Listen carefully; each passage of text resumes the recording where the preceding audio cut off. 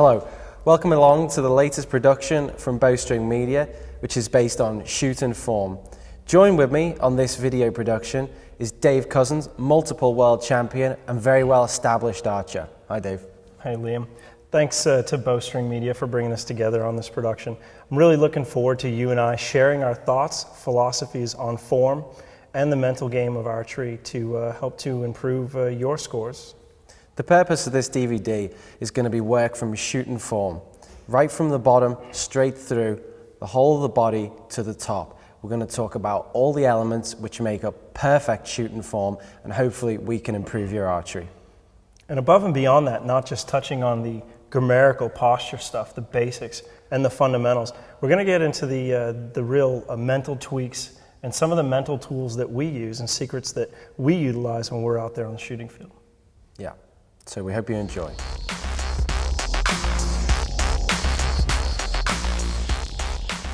As we discussed in the introduction to this video, we're going to work through the entire process of shoot and form, starting at the bottom and finishing at the top. Now the natural place to start this is going to be foot position, stance. Now I'm going to act as a model. Dave's going to talk you through it. As we step up and address the target with our shooting line we have here, I like to see the archer take their feet and have them parallel to each other and roughly the same widths as the hips or shoulders. This is going to provide you with a very natural body posture and balance, as if you were standing there having a conversation with someone. Now, another thing I like to do is open myself to the target a little bit, if you will. The main reason I like to do this is for balance. When you're standing there with your feet completely square to the target, Liam, if you could square up for me.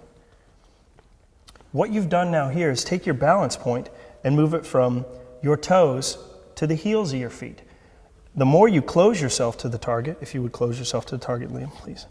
When you close yourself to the target here for a right-handed shooter, what you've done is put your balance point behind you. It's behind your heels, roughly a few inches. And what this is going to do is cause you to have to sway back and forth sometimes during the shot. So if you've got problems with upper body movement or swaying back and forth, you should shoot with an open stance, thus pulling the balance point out here between your toes. It's going to give you a more stable platform to build your shot from, and there are also some benefits later on down the road during the shot process, which we'll address when we start getting into power and where you draw the strength to execute your shot from. In terms of weight distribution, when we're discussing stance, Dave feels it's really important for you to probably put 60% of your weight distribution onto the tips of your toes. So therefore, 40% into the back half. This provides the most solid base for that. Also, when we're talking about distribution between the left and right foot, as a right-handed shooter, I'd find it best for me to put 60% of my weight onto my front foot and 40% onto my back foot. This again provides me with the most solid base available to me. This stance should give me the grounds I need to make perfect shooting form.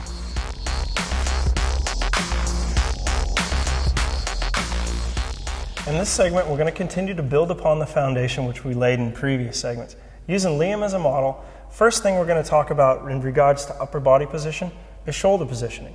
With the front arm, the bow shoulder, I like to see the bow shoulder maintain a nice natural low position as if you were standing there having a conversation with someone. Now moving on into the bow arm, I like to see the bow arm just become a natural extension of the body, as if Liam was to pick his arm up and point at an object on the horizon. Utilizing bone on bone all the way through, from the wrist to the forearm, to the upper part of the arm, and into the shoulder. This is going to give Liam a good, strong, natural foundation to build his shot against. Now also, in regards to bow arm, with the bent arm, like we touched in the earlier segments, when you have a bend in a joint, you have muscles on each side of that joint, you have to maintain specific tension on all the way through that shot and from one shot to the next. Very difficult to maintain consistency and shoot at a high level when you have a variance in there. So by straightening the bow arm out and not overextending it, you've built yourself a nice, natural, solid foundation from the grip all the way back to your shoulder. Likewise to this, if the front shoulder is to raise up too much, it has the exact same effect as the bend in the elbow does. And that's why it's important to keep both shoulders nice and low and solid, and we follow this bone on bone structure throughout our shooting form ideas. And one other thing to touch on too with this bow arm extension is to maintain proper angle of the elbow. One thing we don't want to see you do is overextend or roll the elbow into the possibility of hitting it with the string, rolling it into the string track. And to do that, we almost want to maintain a 45-degree angle of plane through the elbow so that the elbow is rolled down and away from you. One thing we don't want to do is roll the elbow in like this. Now we're on a vertical plane of the elbow. It brings Liam's forearm into play, possibility of being in the path of the string. Take a more in-depth look at the upper body posture and positioning. We're now going to move on to the back half of the upper body, which is the release arm, the draw portion of the shot. What we like to do when we start our draw is begin with our elbow high and our shoulder low. As Liam draws back, he's going to drop his release hand down under his jaw, climb into his anchor. What this arc motion is going to help to do is to help to load up the scapula, the back half of the shot, which is where we're going to draw our strength and our power from to execute with.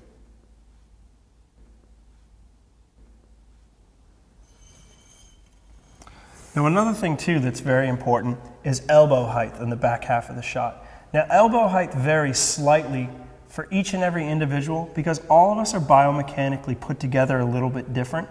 Now elbow height is something you're going to have to fine-tune and get into, and we'll explain how to do that in later chapters. Another thing that's also important, especially during the learning stages of the form that we're trying to teach you now, is bow weight. You want to try to keep the bow weight low and manageable during the learning stage of this. If it's too high, you're not really going to learn how to turn on those specific body parts and muscle groups you're trying to activate because you're under the strain of too much bow weight.